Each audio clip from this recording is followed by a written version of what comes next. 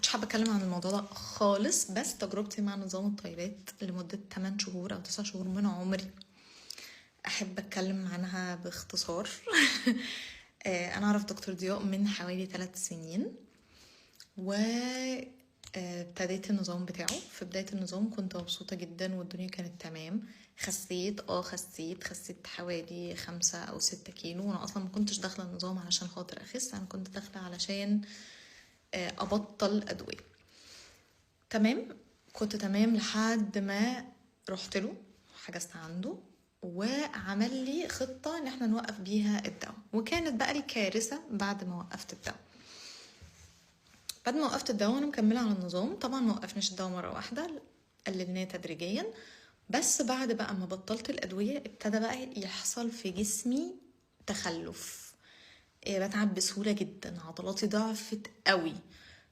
كنت وانا بمرن الناس انا مش قادره اعمل بلانك ولا قادره، جسمي بقى هزيل لدرجه مش طبيعيه. كنت ويكلي يعني it became a pattern انه انا كل اسبوع لازم عندي يوم انا برجع ومعدتي مش مستحمله اي حاجه. وبيجيلي حاله بعد الترجيع وكده ان جسمي بيقعد يتشنج وبيترعش بشكل مبالغ فيه. وجوزي اتخانق معايا وقال لي انت بتعملي في نفسك كده ليه؟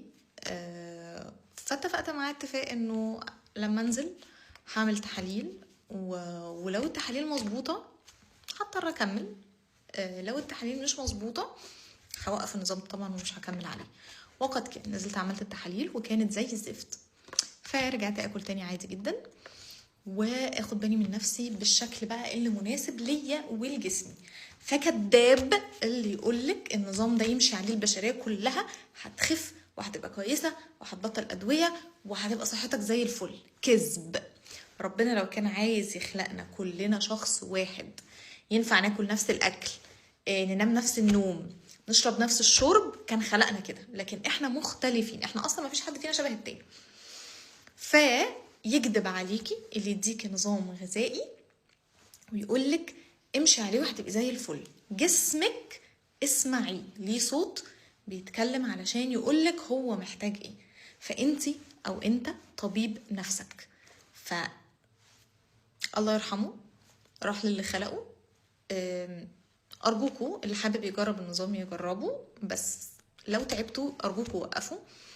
انا جايه لكم من هناك وبقول لكم انا تعبت جدا جدا جدا. خسيت بس صحتي راحت.